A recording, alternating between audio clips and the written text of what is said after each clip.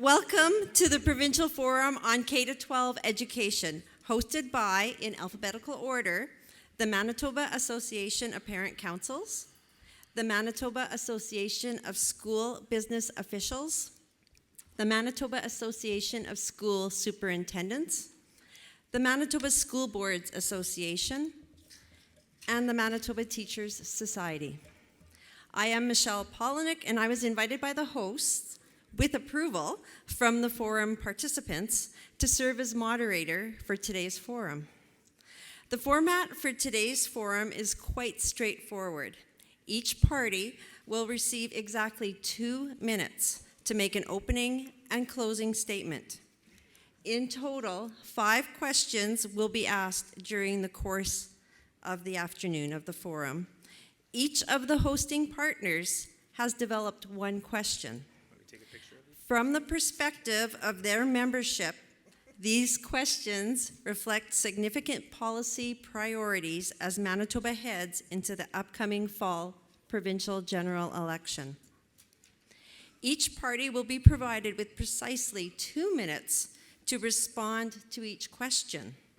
Following the responses, each party will then have 1 minute for rebuttals. That's why I'm here. It's hard to remember. 2 minutes, 1 minute, 2 minutes, that's my job. As moderator, I humbly request each participant observe these time limits. I will, of course, grant leeway for you to finish your response. However, I shall intervene with a school bell where a response clearly exceeds the time allowance. These procedures were clearly communicated to each party in advance of the forum. With all of that said, I am pleased to introduce today's participants in alphabetical order by surname. They are Mr. Nello Altomare,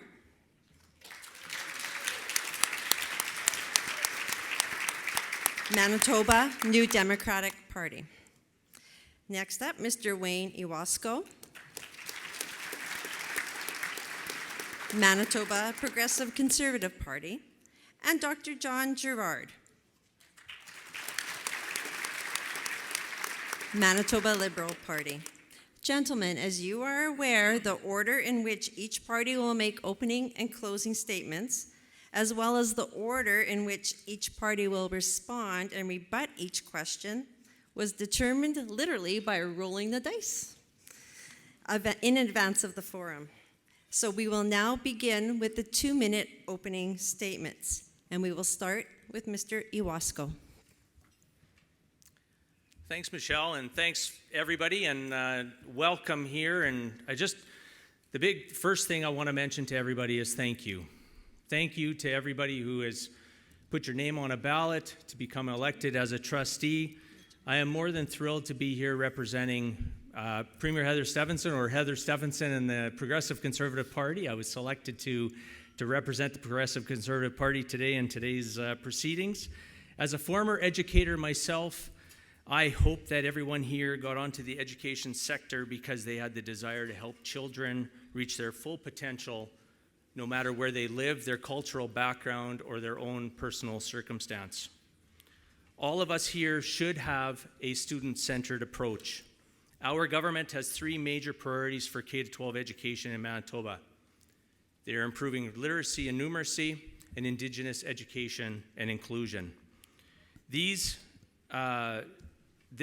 former NDP government had no plan to improve student outcomes for Manitoba children, and our government has implemented the K-12 Commission, the first royal commission that has been done on education since 1959. Out of that commission, we came forward with the K-12 Action Plan. This commission and the K-12 Action Plan came out of the result of having consultations and collaboration meetings with over 30,000 Manitobans. The K-12 Action Plan has 4 pillars for student success: high-quality learning, student engagement and well-being, excellence in teaching and literacy, and leadership, responsive systems, and in order for students to thrive, they need a well-funded education system. I know that both my friends on this stage I know what they're going to say, but I'm happy to correct any record that's going to be coming on, and that has been said in the last few weeks and the few years. Our government has come to... Finish the sentence. You're grabbing the bell. Okay, so you're grabbing the bell, Michelle, at what time? Now. She's grabbing the bell at now. So I'm going to finish the sentence and say, this year alone, $100 million in astronomical funding to the K-12 system, a 6.1% increase. I know you're not happy with my thesaurus, but it's good. Thank you. Thanks, everybody. Mr. Ewasko. Next up, opening statement from Dr. Gerrard. First of all, a big thank you to all of you who are school trustees. You have a challenging and important job. In 2021, when school boards were dismissed as not important and your very jobs were threatened, Manitoba Liberals held a number of forums, and we were the first with signs saying no to Bill 64, eventually putting up more than 1,000. We're very pleased that the decision to abolish school boards was reversed. School boards are critical.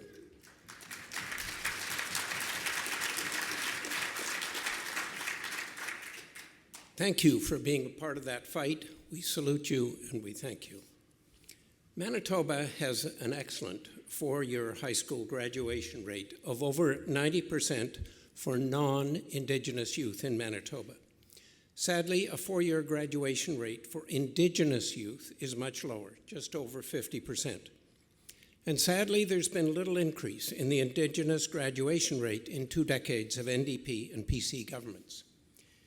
In our view, if we're to improve as a province, we need to have a major focus on children who are falling through the cracks. This starts with addressing the low graduation rate for Indigenous students. Another group who have low graduation rates are children in the care of Manitoba's Child and Family Services. It's not acceptable. A third group of children who are too often falling through the cracks are children who fall in the category of being neurodiverse. And within this category, particularly children with learning disabilities. Learning disabilities are one of the most common of disabilities. And we know children and youth with learning disabilities can accomplish extraordinary things when they're helped. Winston Churchill had one. Without early diagnosis and help, they can have lifelong struggles. I'm on a campaign now to get better attention and better support for children with learning disabilities, so we no longer have so many of these children falling through the cracks. Thank you. Merci.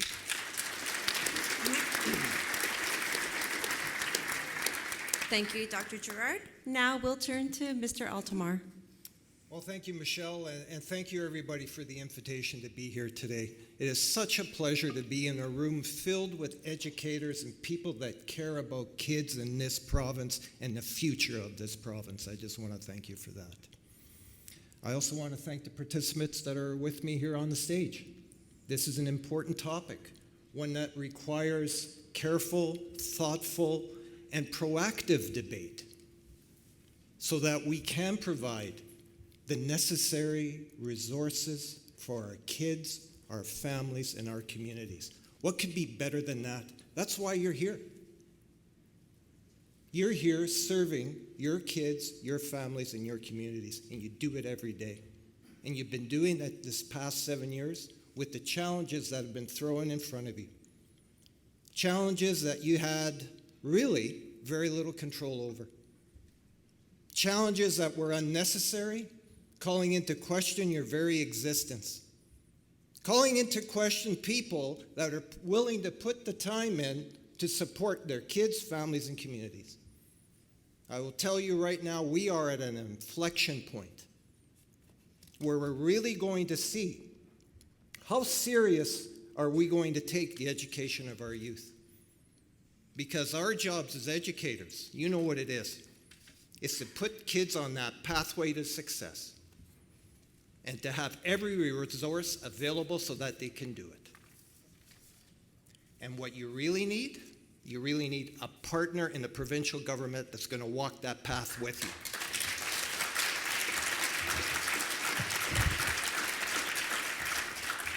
you. And I will say to you, I take great pride in telling you I started my career 33 years ago as a teacher at John Gunn Middle School for the Transcona Springfield School Division.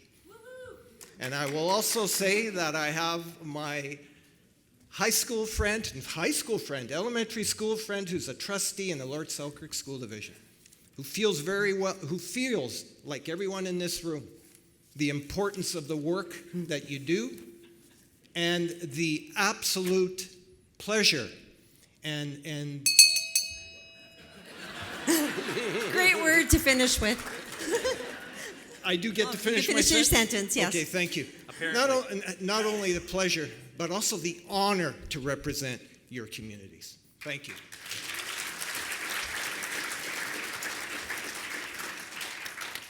We will now be moving to the questions. So the questions were also randomly selected in terms of the order, and we're starting with the first question coming from MSBA. There's a little bit of background information prior to the question. For many years, MSBA and community partners have agreed that protecting fiscal autonomy for local school boards has remained an important guiding principle. Everyone from municipalities to chambers of commerce agree that it remains absolutely critical that boards have discretion to support programs that are tailored to the needs and character of their community. In 2023, the Manitoba government announced a further step towards repealment of education property taxes. With this step, our long advocated for and split of revenue share is now fact, with 20% of operating funding still coming from community investment in their schools. The question: if elected as government, will you protect fiscal autonomy for all school boards?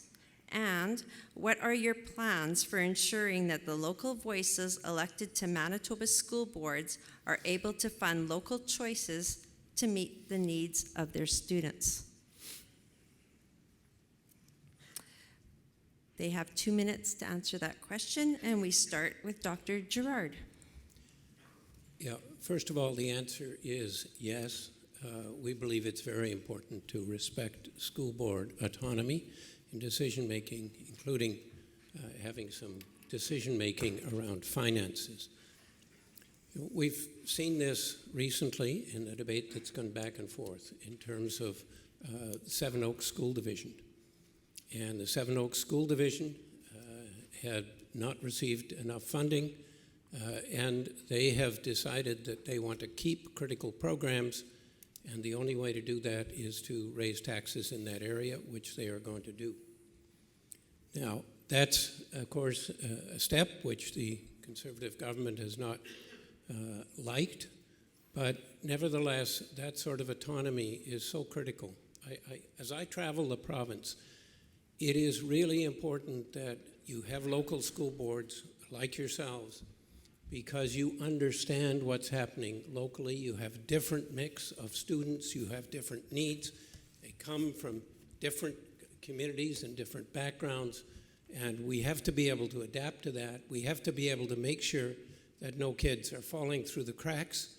And if we've got some school divisions where there's not kids coming to school, we need to make sure that we are having that emphasis so we not only get kids in school, but we make sure they have a good education. Thank you. Next up, we have Mr. Ewasko. Do I get the 2 minutes, Michelle? You get 2 minutes. Thanks, Michelle. So the answer is yes as well. And I think what we've shown over the last few years, everyone, is the fact that we're an open and we're a listening government. And so I know that there's been some blips in the road. And myself, being a teacher, this coming fall will have started my 29th year teaching, not quite as long as my wonderful colleague from Transcona. But I do know the importance of local voice. And we did hear loud and clear from not only all of you, but Manitobans, that we should be reconsidering or getting rid of Bill 64. And we did that. And so when Premier Stephenson came on board, basically we withdrew the bill. And yes, absolutely, it came from consultations and having open and at times difficult conversations with MASBA and many of you in this room. So I want to make sure that this is perfectly clear, that coming forward, we continue to have the doors are open to have those conversations with each and every one of you, making sure that at the end of the day, not only are we being fiscally responsible, but also socially responsible as well. And as I said in my opening comments, to make sure that at the end of the day, student-centered is the main focus. Your autonomy to make your decisions with the amounts of money that the government provides you is going to stay in your hands. Just recently, I believe it was as early as yesterday, the member to my left, properly situated, had made a couple comments about that I should be directing you to make sure where those funds are going. I'm a big believer on making sure that you're going to get the basket of funding. You represent your communities, you represent your local schools. Make sure that you are making those decisions. That's what you're elected to do, to make sure you're making those decisions for the best of your school communities and those students that are in those schools. Because I know many of you are representing rural school divisions as well, and you've got many challenges. I know that. Almost Thank got you. the bell. Thank you, Mr. Ewasko. And the last 2 minutes of this question is to Mr. Altomare. Thank you, Michelle. Last time I looked, you're elected officials, correct? Correct. When you're an elected official, you have autonomy, correct? Correct. That means you also have autonomy over your budgets and over deciding what is important in your local communities. One thing we will never do is step on that autonomy because it's important. That's why we have school boards in Manitoba. Manitoba is a unique province in this country, and in many ways leads the country in this, what's in front of us right here, the people that are making decisions that impact kids that are in your neighborhoods. I will tell you, with Bill 64 and what this person over here espoused with Bill 64 was to take that away from local communities, to take that decision making and throw it out the door, and to discredit the work that is being done at local communities and put it in the hands of a provincial education authority that would have been blank to the needs of rural Manitoba, of neighborhoods in Winnipeg, of Brandon East, of Swan Valley, of Flin Flon. What you really need, and what we're going to ensure you get, is a real partner walking with you on that path. Because like I said earlier in my opening statement, we are at an inflection point right now.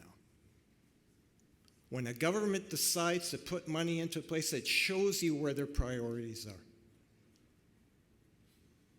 You know where the priority is. It's for your kids and communities. And what you need is a government partner that understands that and provides the necessary resources so that you can do that. And we do that together by having dialogue. And that dialogue's a two-way street. Also, the last time I looked, we have one mouth and 2 ears. Annabelle. Meaning that we listen more than we talk.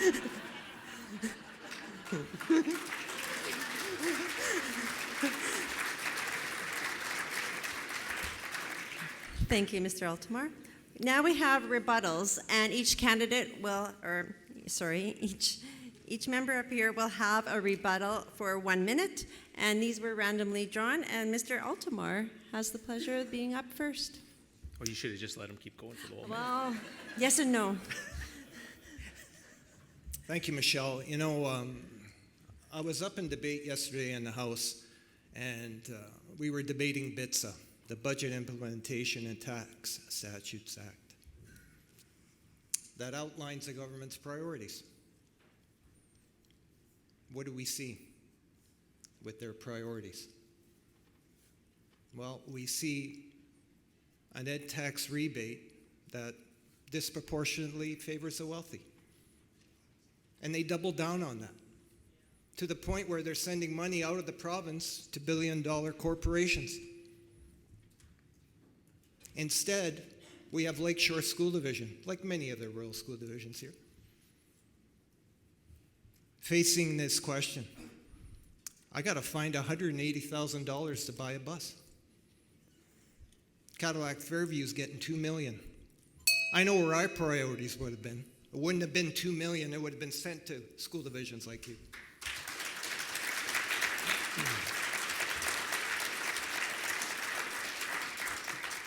Thank you, Mr. Altomare. That 1 minute does tend to go by fast.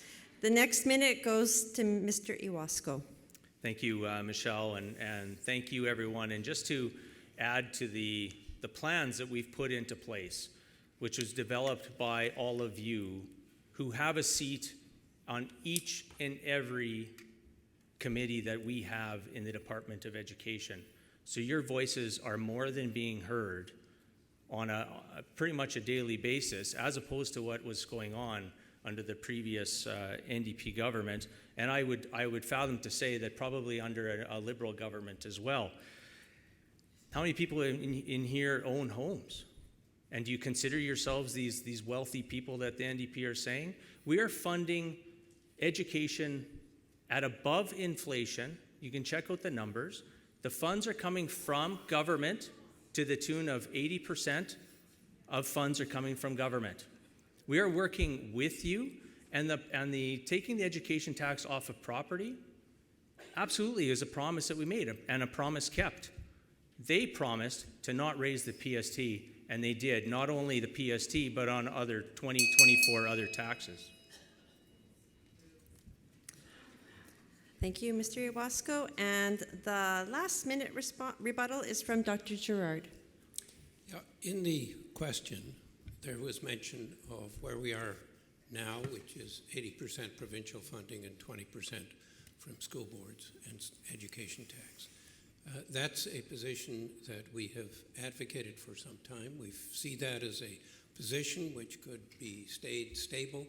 We also see that there's a need to move from annual funding to multi-year funding, so you can plan better as school boards.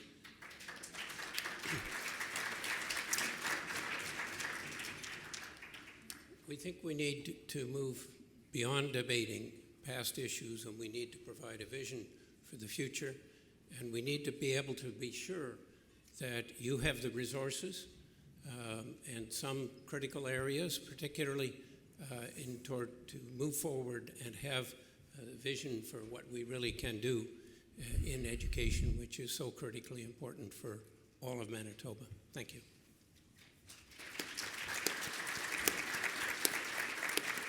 Okay, that was question number 1. We move on to question number 2, and this will be coming from the school superintendents, Mass. The public school system, so I'll give the background part first. The public school system continues to navigate the many ongoing impacts of the pandemic while also responding to other societal and economic pressures, such as inflation, demographic dynamics, growing economic distress, and declining mental health.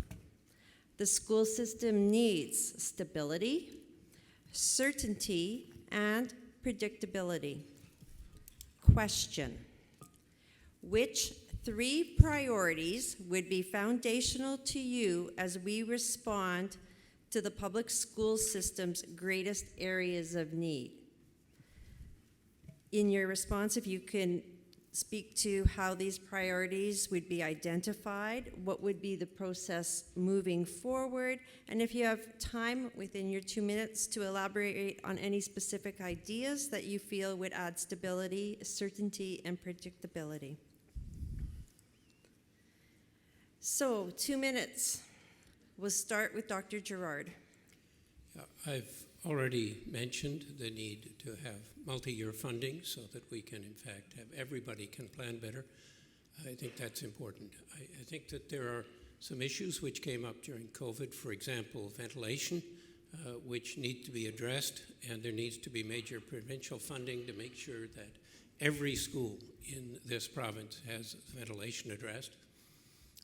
There are concerns about lead in water in some schools. We need to make sure that that is all tested for, and where there's a problem, that's addressed. But I spoke earlier on about the need to make sure that we are not having kids falling through the gaps. And this is, as I see it, critical, because those kids who fall through the cracks not only struggle in school, but they go on to struggle in life, very often have difficulties, which become societal difficulties and expensive for all of us. So we need to fill those gaps in.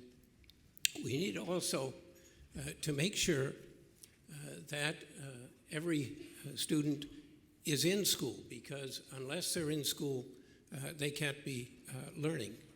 And sometimes that is innovative programming, sometimes that is working with individuals who are skilled in going out and meeting with families. But let's make sure that every child is in school and that there's no child falling behind. Thank you, Dr. Gerrard. Next, 2-minute response to that question, Mr. Ewasko. Thank you, Mass, for the question. So there's to nail all this down in 2 minutes is going to be a little tough, but here we go. So as you all know, the funding model has been, you have all been part of groups that have been screaming for a new funding model for well over 20 years. And I had experience working within Sunrise School Division and Agassiz prior to that, and there were discussions about the funding model. And so that's why we're having those consultations and the work going forward on the funding model to make sure that it's fair and equitable, and making sure that we're hitting some of those points that I know that some school divisions are experiencing some challenges as opposed to some others. And that's some of the not only demographic, but also the family situations, transportation issues, and all of that being said. It's unfortunate that Mr. Gerrard, as in regards to long-term multi-year funding, it's pretty tough to do in the way that the fiscal year's set up, where the provincial funding is from April 1st to March 31st, and school divisions are of course, you guys all know, on the school year. So that piece is a little bit tough, but that's where we're working towards making sure that we're increasing funding to special needs. And you've seen that over the last 3 years, $17 million to go to special needs. A lot of these things, I think, should have and could have been put in place far earlier than this. And I'm talking multi years. We've listened. We're putting forward plans. We're having these plans with you about a vision for the future. In addition to that, we're building 20 new schools. Mr. Gerrard mentions ventilation. We're talking about capital. We're talking about deferred maintenance. These things aren't sexy photo op opportunities, and I think that's why the NDP never did it. But we need to make sure that the capital is there so that we can make sure that our existing infrastructure are there for not only today but into the future. Sorry, reach for the bell. Yep, thank you. And we will finish the answer to this question with Mr. Altomare with his 2 minutes. Thank you, Michelle. I just want to open by saying that when we're elected officials, we're given the awesome responsibility of stewardship over our system. You know that. The first thing that we would do is ensure that there's a funding formula that makes sense. How does that make sense? Because we notice Manitoba is a very diverse province. Let's have a funding formula that accounts for urban schools, rural schools, and northern schools, and have it different, so because of all the different challenges that are in each one of those. Number two, how about a nutrition program that feeds every kid in the province that needs to be fed? That's a second priority. And number three, and you know this too, is ensuring that our kids have the necessary resources so that they can succeed at school. My colleague, Dr. Gerrard, mentioned kids that are neurodiverse. That is an absolute challenge. So we have to ensure that we have funds in place for kids with additional needs so that they're supported at school, not supported outside of school by a parent that has to spend extra dollars for their kid to go for tutoring because they don't have time at the school because they're stretched. Stretched, why? Because of decisions made by this current government. We know that. We see that every day. I saw it in 1986 when I started. I can tell you the supports that were available to me at that time when I left in 2018 were more varied and reliable. And right now we have a challenge here in this room to respond, like I said earlier, because we are at an inflection point. We are in the pandemic's shadow. And right now what you have is you have a government that is showing what its priorities are. Their priorities are to send tax breaks to people that don't require them. Meanwhile, we have the need of our kids, families, and communities staring them right in the face. They made the choice, and you have to live with it. And like I said earlier, when you're given the awesome responsibility of government, you need to ensure that everybody is properly resourced.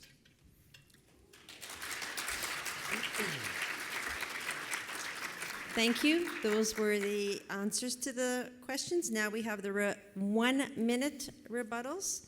So we will start with Dr. Gerrard. 1 minute. First of all, Wayne Ewasko has mentioned that it would be tough to do multi-year funding. Well, I say to you that we are elected as politicians, and we're elected to take on tough chances. We will put it in place. It may not be easy, but that's our commitment to you. Second, we've got children. I was talking with one of your school trustees from the PA. There's no psychological help there. There's not enough internet access for everybody. We'll make sure that psychological therapies are included under Medicare so that kids can get those services quickly and when they need them without having to pay sometimes the exorbitant costs that they're being asked to pay right now. And we'll make sure that there is the internet access so that schools are not tied down without the infrastructure they need to succeed.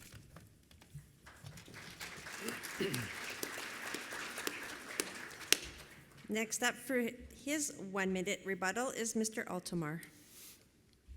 Thanks again, Michele. Right now in the province of Manitoba, we have challenges that are facing us that require action. The people that know schools the best are here in this room. I know you've met with the minister.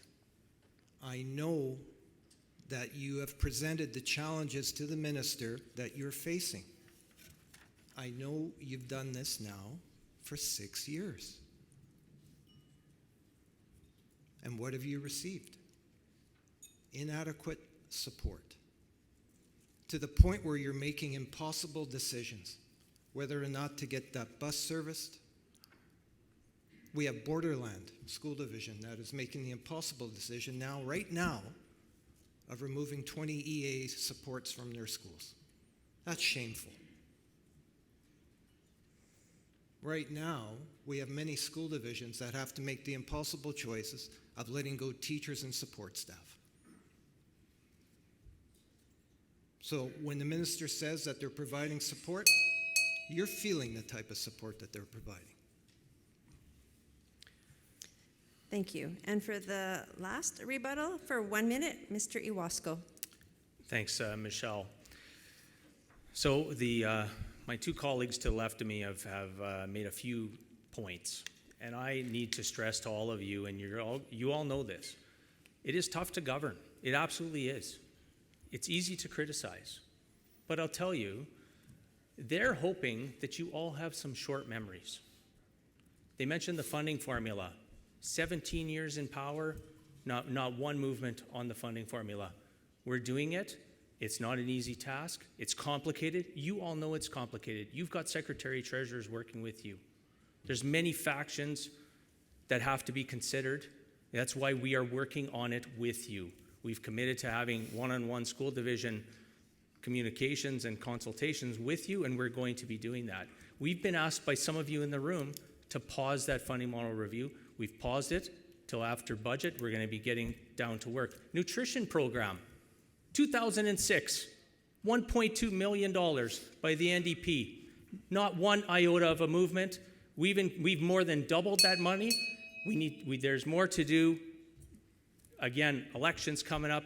There is more good news coming out. Thank you. We will now move to question number 3.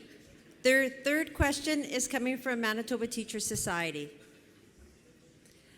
The shortage of certified substitutes was perhaps the most understated crisis in public education until the COVID-19 pandemic brought it into the spotlight. Post-pandemic, the need for certified substitutes has grown as teachers struggle with crushing workloads and increased stress, resulting in absences. The lack of certified substitutes also means a loss of prep time and the ability to participate in professional learning and development. Put simply, certified substitute teachers are an essential part of education.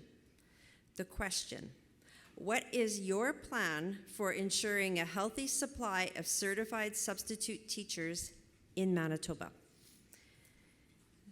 2 minutes. First up, Dr. Gerrard. First of all, it's important to recognize that certified substitutes are really important.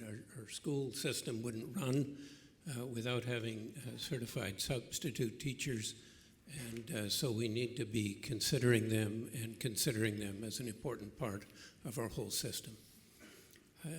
In my view, that the first thing that needed is that we need to improve the funding for certified substitutes, because I think that is one of the critical things in terms of getting people involved. Now we're talking about many times we've got people who are retired teachers, luring them back, getting them feeling that they're going to be in an exciting place, in a worthwhile place, contributing as substitute teachers. Some substitute teachers are younger, but they are also then getting into and moving and becoming full-time teachers. And one of the things that we need to do is review some of the supports that we have for substitute teachers. You know, I think that we can help them when they walk into the classroom be a little bit prepared in terms of knowing what's happening in the classroom, where the students are, what sort of things that they can do in particular that will help move those students along in their learning journey. So I think that improving the environment, improving the funding support for substitute teachers, these are two critical elements, and I think if people feel that they can make a difference as a substitute teacher, that's an important part of it. So we work hard on doing that. Thank you. Thank you, Dr. Gerrard. For the next 2 minutes, we have Mr. Ewasko. Thank you. Teachers and substitute teachers and making sure that those classrooms continue to roll and the students keep getting in there so that they keep getting an education. This has been a struggle, and I know that my colleague to the left of me would attest to this as well. This has been a struggle for quite some time. Absolutely. Prior to 2011, when I was first elected as an MLA, we were having troubles getting substitute teachers. So I applaud those of you in the room, and I'm not going to cherry pick certain school divisions all across the province as my colleagues are doing, but some of you are being innovative. You're asking community members to come and help out. We want to make sure that our kids are safe. But what I need to inform you of, because again, they're hoping that you all have short memories. We've come up with a plan. It's called the Skills, Talent, Knowledge Strategy. That's working with our partners. That's working with our post-secondary institutions to make sure that their programming is more flexible and nimble to be able to see, what does Manitoba need? Well, Manitoba needs teachers. So we need to increase the amount of seats at post-secondary institutions. We need to become more flexible, and we need to increase, as we have done, our scholarships and bursaries to make sure that those students don't have to wait till tax season after they're done all their post-secondary. We get them in the door with upfront scholarships and bursaries. That's what we have done. That's what we're going to do, and that's what we're going to continue to do. And again, working alongside you guys. Thank you. And our last one, Mr. Altomare, 2 minutes. Thanks, Michelle. I'm going to cherry pick a school division, River East Transcona. I'll tell you, I retired in December of 2018. I was given a phone call in early January by my good friend Margaret. Nello, can you come into my school? We need you. Absolutely. It's the first thing I did when I left teaching. Why? Because it's important. Teachers know that. Teachers are committed to not only their kids' families and communities, they're also committed to each other, to supporting each other, to making sure that they're there for them. And what now, like I said earlier, I talked about an inflection point. We need to, when we reach these points, think outside the box. So what do? Right now in university, we have many pre-service teachers that could use the experience in school, that can be brought in to substitute. Of course, with the mentorship of another person there, either through the faculty or the school, so that we can get these positions filled and covered, so that we don't have teachers run off their feet every day trying to provide the service, the very necessary services that our kids need. That's what we're talking about. We have to be innovative. The times demand innovation. And it's not just me coming up with these ideas. It's everybody, even on this podium, sitting down with you so that we can get this done in an expeditious fashion that's going to be safe and that's going to serve the needs of our communities. That's what we need to do. We have to be innovative. We're demanded to do that. That's why we're elected. So let's get going and let's get to work. Thank you. And now for the 1-minute rebuttals, we will start with Mr. Ewasko. So I'd just like to say to Mr. Altomare, thanks for giving us kudos for what we're doing. So we're working with you to make sure that we're making it available for those students that are in that pre-service teaching years within our school system, within our education system, to get in there, get their feet wet, get them in, make sure they've got the child abuse registry, make sure that they've got the criminal record checks done, and they are. They're being given those opportunities to work within the school systems. So thank you, Mr. Altomare, for congratulating us on working with you to getting that stuff done. Okay, thank you. And the next rebuttal for 1 minute, Mr. Altomare. Thank you. One thing that we'll never do is make education or healthcare a partisan issue. We just won't do that. What we'll do is we'll ensure that we're going to have the support necessary so that we can get the job done. That's all. That's it. Right now, we've had to endure 7 years of austerity. We've seen what it's gotten us. Unreliability, broken systems, and they're asking us now to, oh, you know what? Let's forget about that and give us another 4 years. I think you as trustees and school boards know what will happen when many of you right now are down to zero for your surplus funds. Why?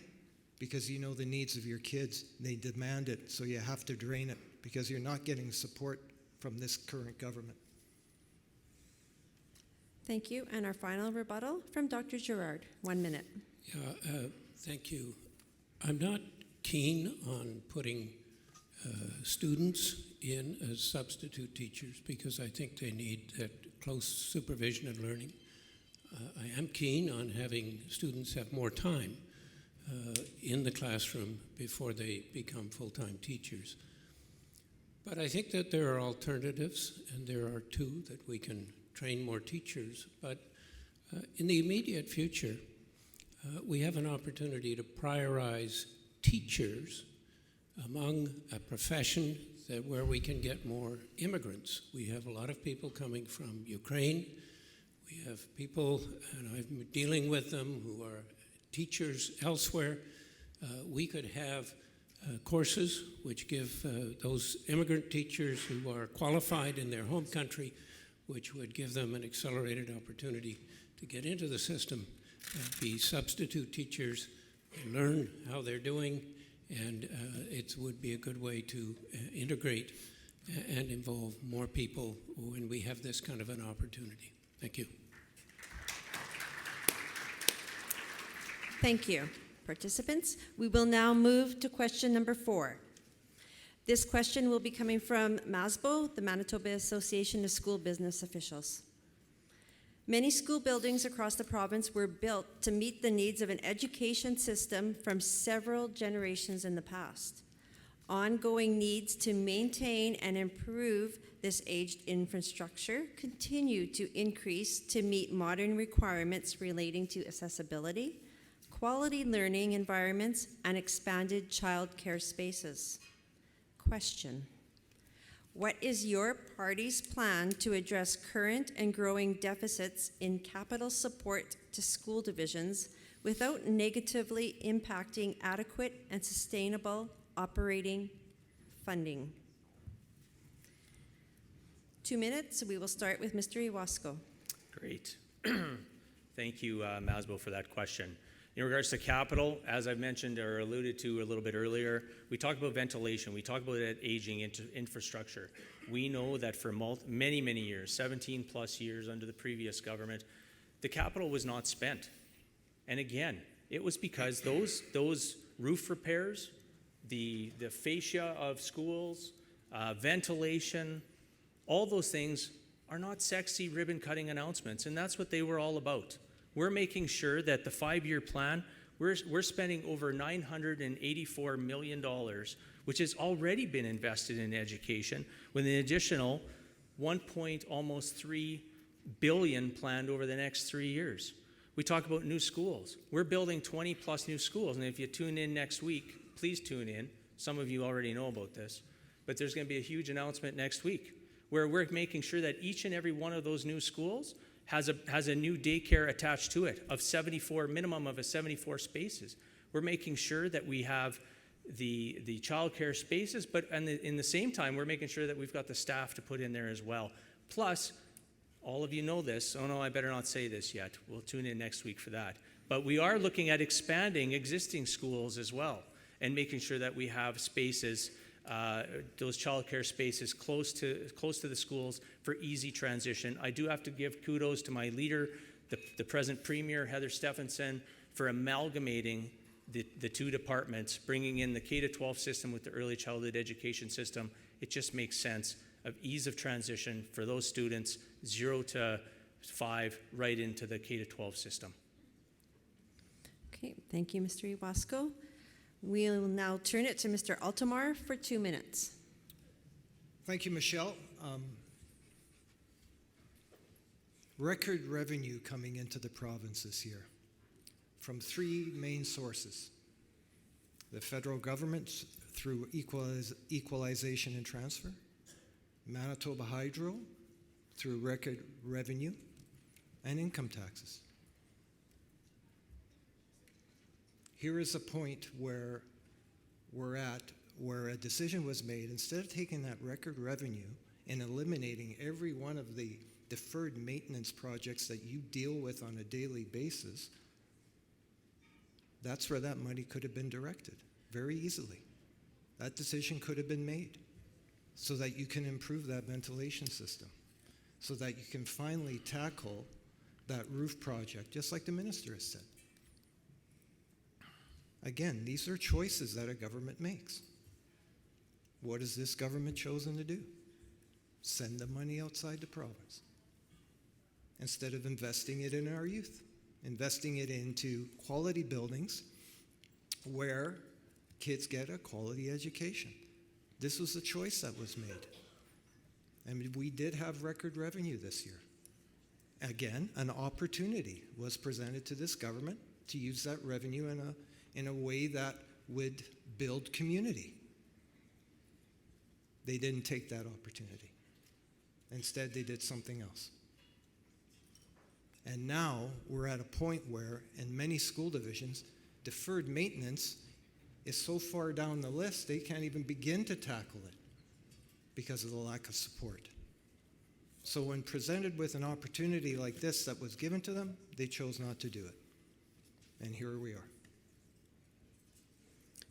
Thank you. And for 2 minutes, Dr. Gerrard.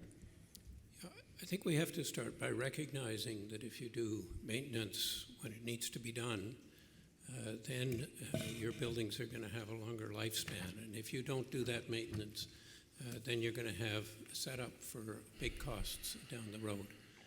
And so this has to be a priority.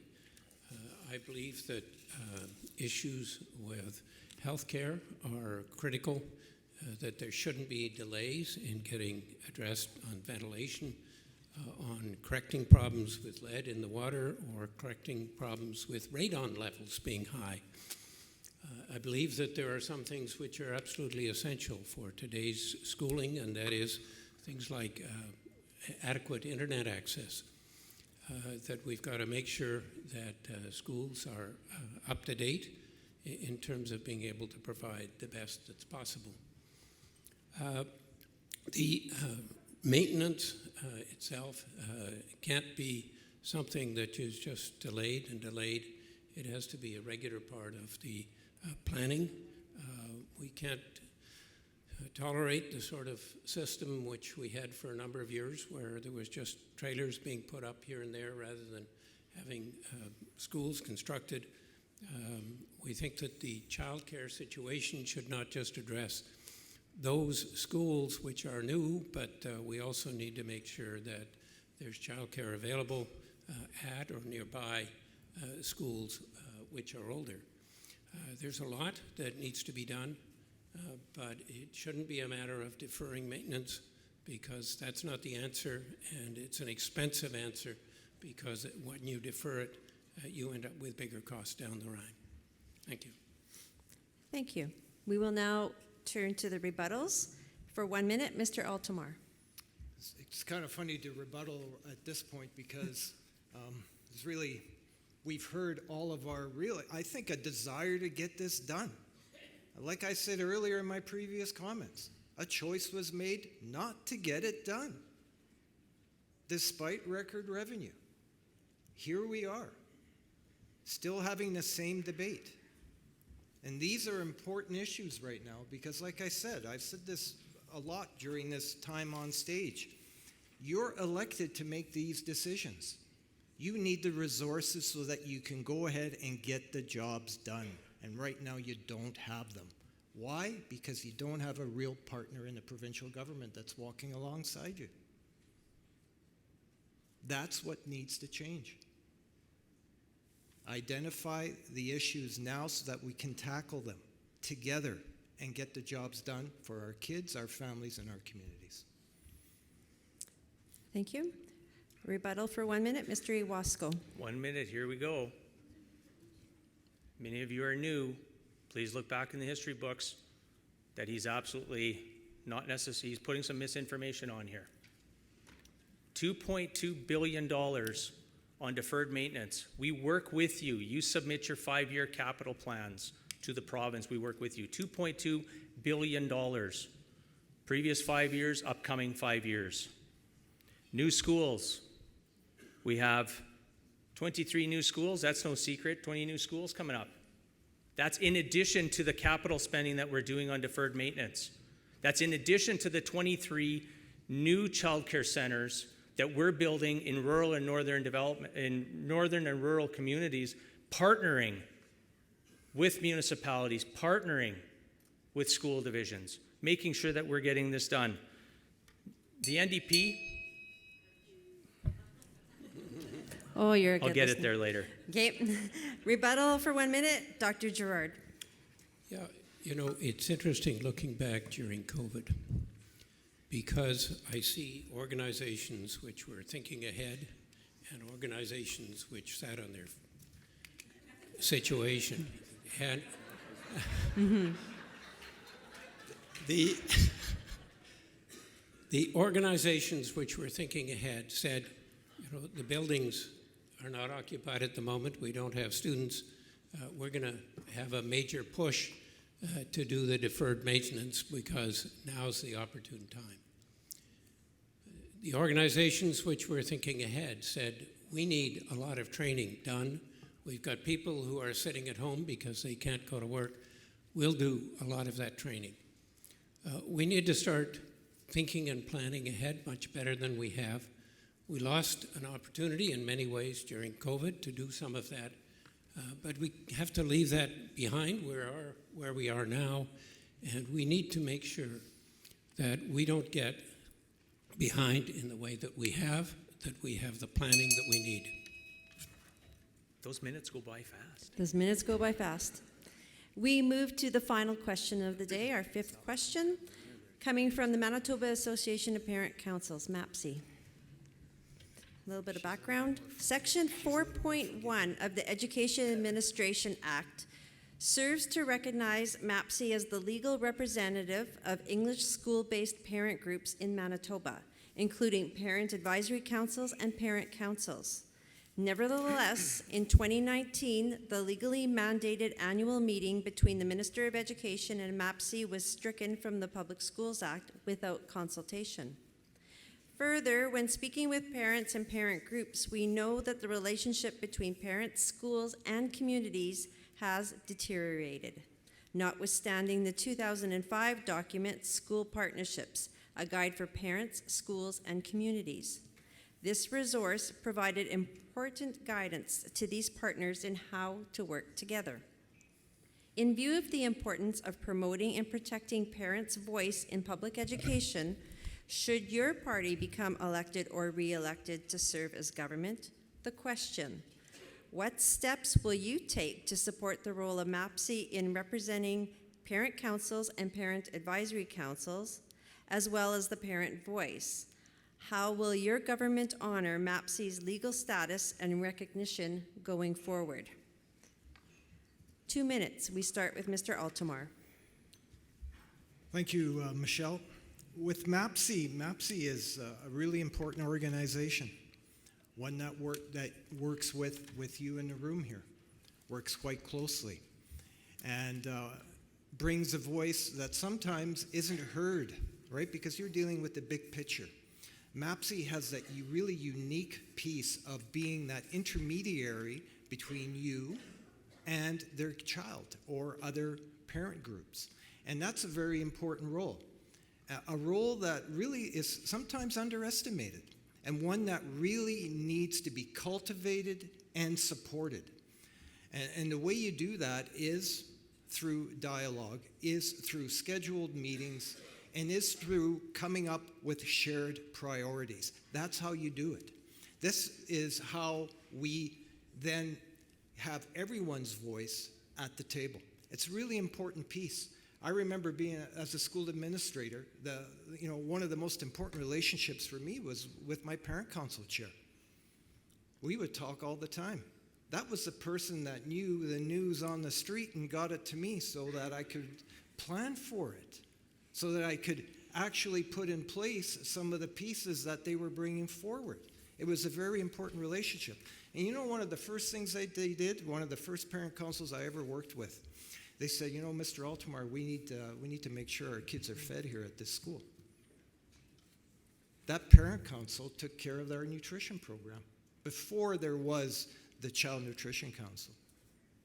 Visionary. These are pieces, resources in our community that we need to value. And I trusted them because they knew they could come to our door, or my door as a principal, and be heard. We will continue that. Thank you. 2 minutes, Dr. Gerrard. Yeah, the parent councils play a vital role, some more active than others, but nevertheless very important. We have at the moment something like 17 to 20 schools on the waiting list to get the Manitoba Child Nutrition Council funding. Parents can play an important role in helping advocate for their school to make sure that they have that funding.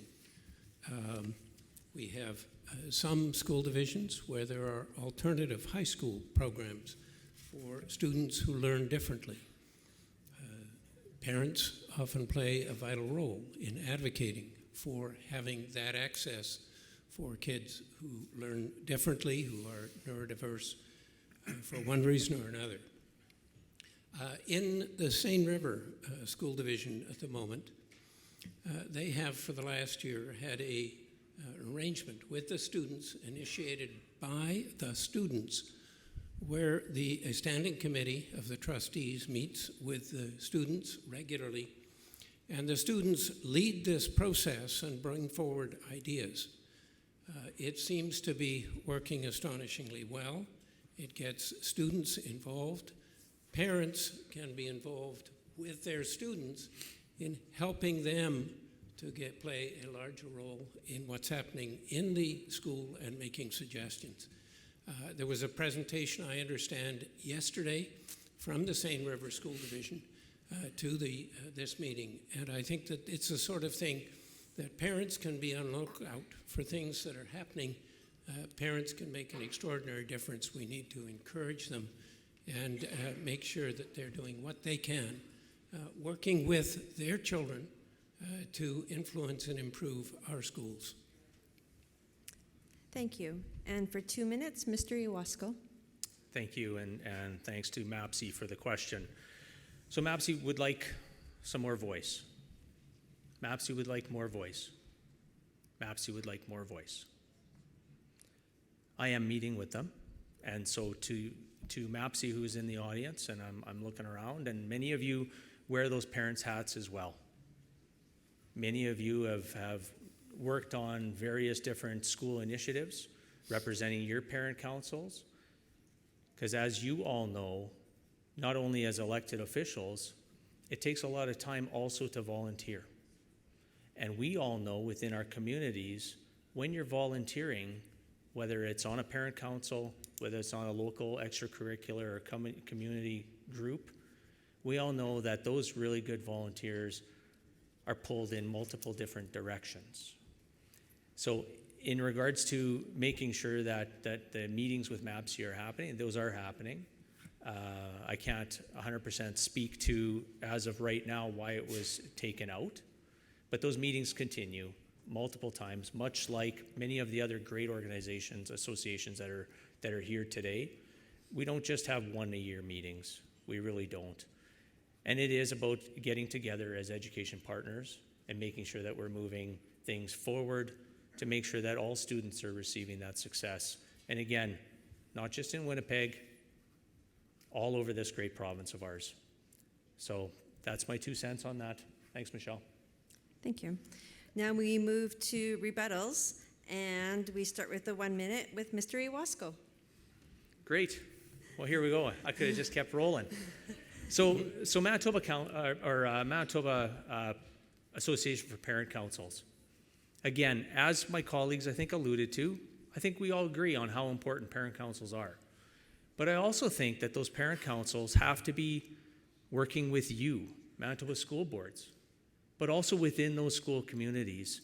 And I think it's up to school boards, not only the Department of Education, of course not, because you know each and every one of yours communities and schools within your communities. And you know which schools have strong parent councils and which do not. So I think it's imperative that we continue to work together and listen to those parents within your schools to maybe help them along as well on getting a school parent council going in the school, a strong parent council. They can't just be called upon to raise money for the new play structure outside, selling cupcakes.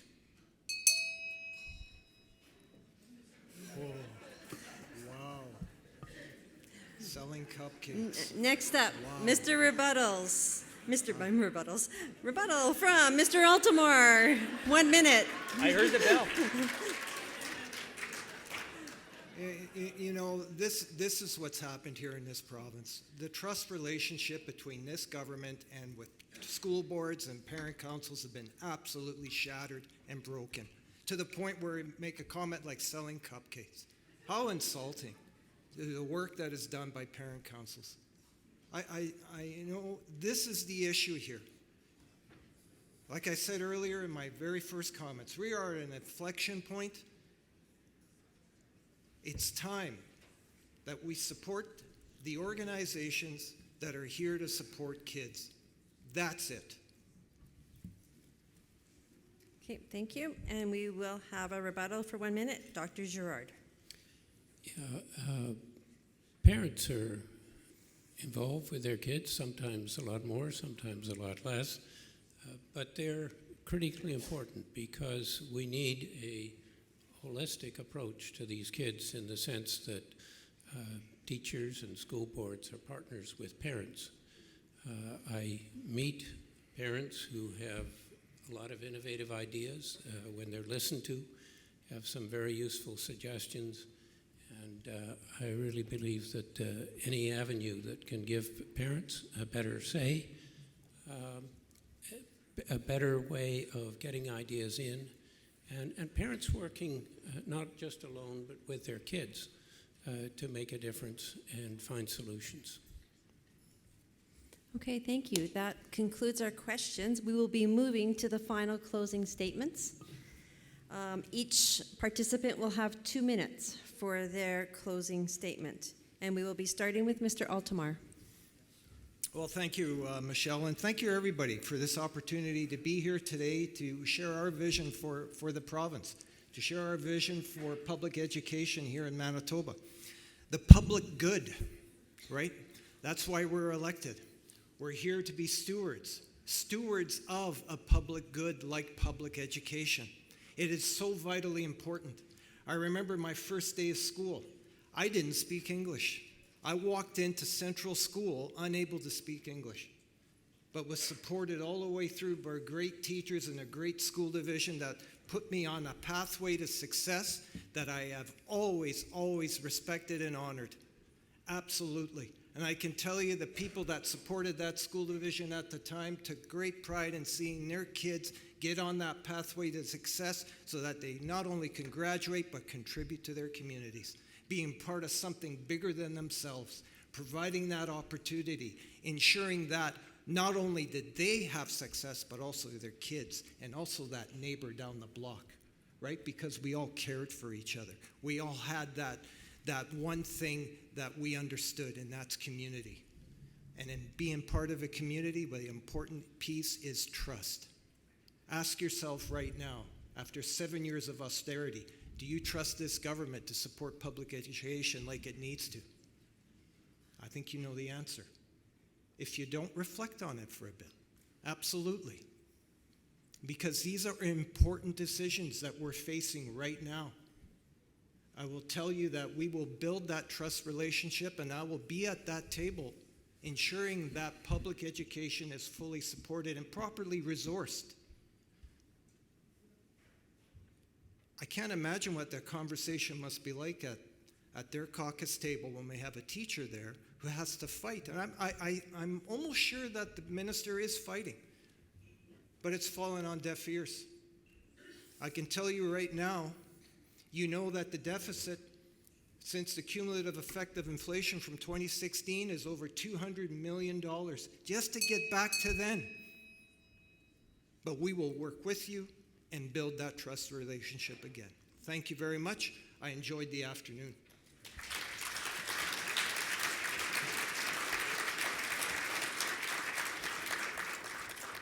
Thank you. For his final closing statement, Dr. Gerrard. Thank you for this opportunity. Thank you for what you do as school trustees. Education is extraordinarily important, not only for each individual child, but for our province and our society as a whole. And I'm going to use part of this time to talk about the kids who fall through the cracks. Because as an MLA, every day in what I do, I'm helping adults who've got autism or ADHD or learning disabilities, which were not adequately addressed. And they are struggling as adults. They are struggling holding down a job. They are struggling with addictions. They are struggling with mental health issues. They are struggling, sometimes involved with the criminal justice system. And we can make a difference for these kids. And I think you as school boards have the potential to play an important leadership role in making sure kids don't fall through the cracks. Because we have tremendous examples of how kids who are neurodiverse can do extraordinary things. You know, from Picasso to Churchill to many leading business people who have just been helped enough with their dyslexia or their other problems that they manage to make it through. And partly because they take up the challenge and they do well, they can succeed. But we need to watch out for them and help them. We don't want to call them lazy. We need to recognize what it is. We can make an extraordinary difference in this province, I believe. We will support education adequately. We'll make sure we've got the substitute teachers that we need. We'll make sure that the quality of education is good, but particularly that we don't have kids falling through the cracks. There are too many now. Thank you.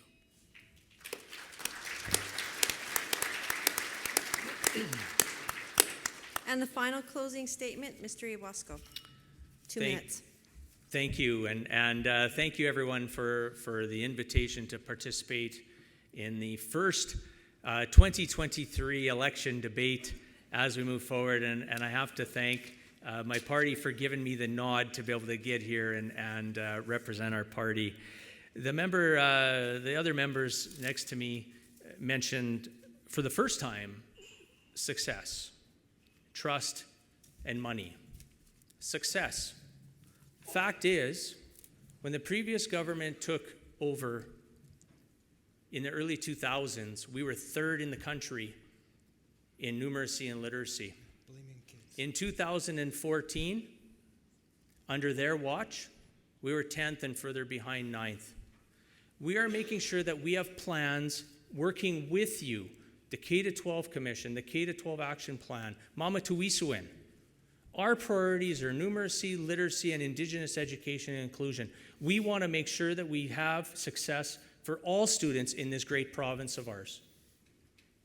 We want to make sure that we are instilling the trust not only from you guys, but to our students and to our parents. They are our futures. The members talk about student services. I was in student services for 12 of my 17 years, working with great student services teams, not only in our school division, but across the province. I know you're all out there. I know that you're all working hard for each and every student on a day-to-day basis. We know that our government, as opposed to what the other members have said, have increased education funding to 23% since 2016. That's a fact. The numbers don't lie. It is there. But working with you, you are part of each and every committee working with our department, in addition to meeting with myself. I want to thank you for the afternoon. Enjoy the rest of your conference. We'll see you in about an hour.